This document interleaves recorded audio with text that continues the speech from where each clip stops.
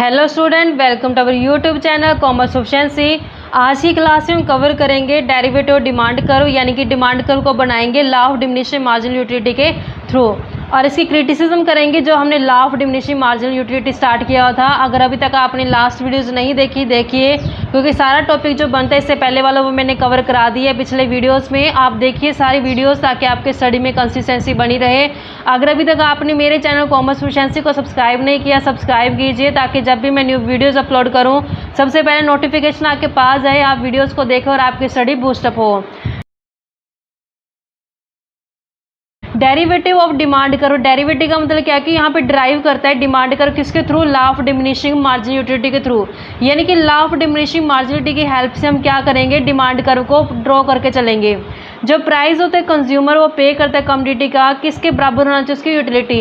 यानी एग्जांपल देती हूँ आपको, कई बार क्या होता है कि हम किसी चीज़ के ऊपर अगर मान लो 1000 रुपये खर्च करते हैं, तो हम ये सोच के खर्च करते हैं कि अगर मैंने इसके ऊपर 1000 रुपये खर्च किया तो 1000 रुपये तक तो इससे मैं इस्तेमाल कर सकती हूँ। यानी कि मैंने प्राइस को किसके इक्वल रखा है, उसकी यूटिलिटी के बराबर रखा है according to the law of diminishing marginal utility. तो यहाँ पे law of diminishing marginal utility कहता है कि as a consumer goes on purchasing more and more unit, कहता है कि जब कंज्यूमर ज़्यादा से ज़्यादा कमोडिटी को परचेज करता है, एक ही कमोडिटी को बार बार परचेज करता है, ज़्यादा परचेज करता है, तो इसी कारण से law of diminishing marginal utility क्या होती है, लागू हो जाती है। इस केस में जो कंज्यूमर होता है वो बाय करता है ज़्यादा यूनिट को सिर्फ तभी बाय करेगा जब उसका प्राइस क्या मिलेगा, उसको कम मिलेगा। यानी कि अगर सस्ते रेट पे उसको गुड्स का अवेलेबिलिटी मिलेगी तभी वो क्या करेगा, ज़्यादा गुड्स को परचेज करेगा। When marginal utility is express in term of money, कहता है जब मार्जिनल यूटिलिटी को एक्सप्रेस किया जाता है मनी के टर्म में, तो इस केस में जो पॉजिटिव पार्ट होता है मार्जिनल यूटिलिटी का वही क्या कहलाता है, डिमांड कर्व बन जाता है। जैसे यहाँ पे हम देखते हैं कि मार्जिनल यूटिलिटी कर्व को बनाया गया, यहाँ पे डिमांड कर्व को बनाया गया है। जहाँ तक मार्जिनल यूटिलिटी पॉजिटिव है, यहाँ तक पॉजिटिव है, यहीं तक क्या बनेगा, डिमांड कर्व बनेगा। क्योंकि यहाँ पे कट कर देते हैं जब एक्स एक्सिस को, तो उस केस पे 0 हो जाती है मार्जिनल यूटिलिटी। फिर जैसे बिलो है एक्स एक्सिस के पार्ट, ये नेगेटिव में जाता है, तो सिर्फ यहाँ तक का पार्ट क्या कहलाता है, डिमांड कर्व कहलाता है।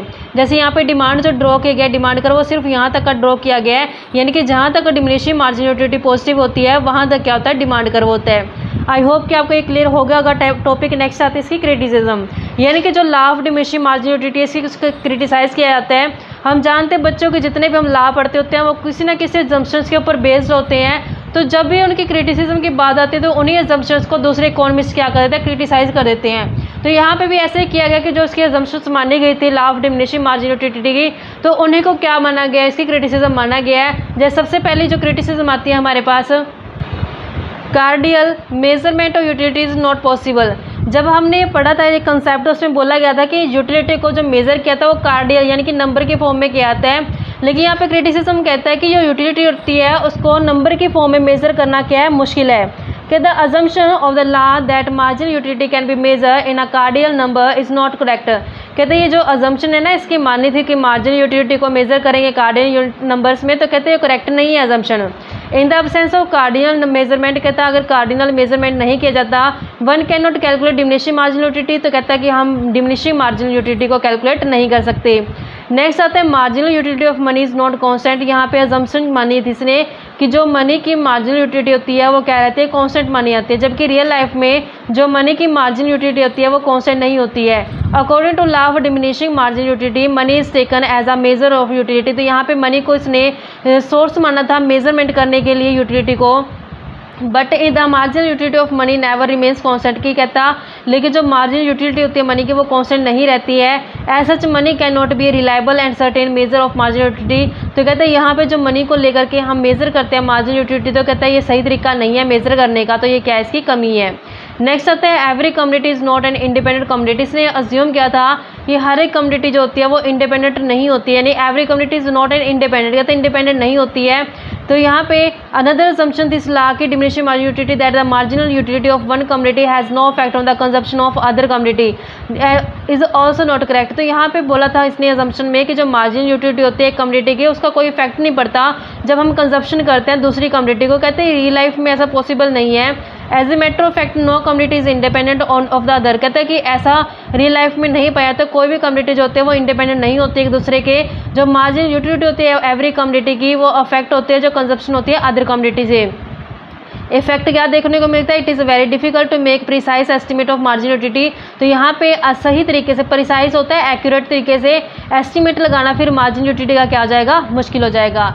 नेक्स्ट कमी क्या आती है कि जो margin utility can not B estimate in all condition, कहता है सब की सब कंडीशंस में मार्जिन यूटिलिटी को एस्टिमेट करना क्या है, पॉसिबल नहीं होता। Utility analysis is based on the concept of margin utility, कहते हैं जो यूटिलिटी एनालाइज होता है वो किसके ऊपर बेस्ड होता है, मार्जिन यूटिलिटी कंसेप्ट के ऊपर बेस्ड होता है। तो यहाँ पे जो margin utility of only those community can be ascertain, कहता है मार्जिन यूटिलिटी होती है जो सिर्फ उन्हीं कम्युनिटी के हम असर्टेन कर सकते हैं, जान सकते हैं विच आर डिविजिबल, कहता है जो डिविजिबल होती हैं, जो गुड्स डिविजिबल होती हैं सिर्फ उन्हीं की मार्जिन यूटिलिटी को जो मेज़र कर सकते हैं। लेकिन रियल लाइफ में क्या होता है कि बहुत सारी ऐसी कम्युनिटीज़ होती हैं जिनको डिवाइड नहीं कर सकते हम, नॉट डिविजिबल होती हैं। One purchase a single unit of such community, हमें एक सिंगल पीस ही उसका परचेज करना पड़ता है। जैसे टीवी सेट हो गया, इसको डिवाइड नहीं कर सकते हम, एक रेफ्रिजरेटर हो गया, इसको डिवाइड नहीं कर सकते हैं। तो फिर इस केस में मार्जिन यूटिलिटी कैसे कैलकुलेट करें। Marginal utility of second unit of such community will be very little, कहते हैं जो मार्जिनल यूटिलिटी होगी सेकंड यूनिट की वो बहुत कम होएगी। If the price of the community depend upon its margin utility, कहता है कि अगर प्राइस डिपेंड होता है उसकी मार्जिन यूटिलिटी के ऊपर, then the price of the second unit of the above community should be very little. तो जो प्राइस होता है अगर मान लो सेकंड कम्युनिटी का बहुत सस्ता हो जाएगा, but it is not so in real life, कहते हैं रियल लाइफ में ऐसा नहीं होता।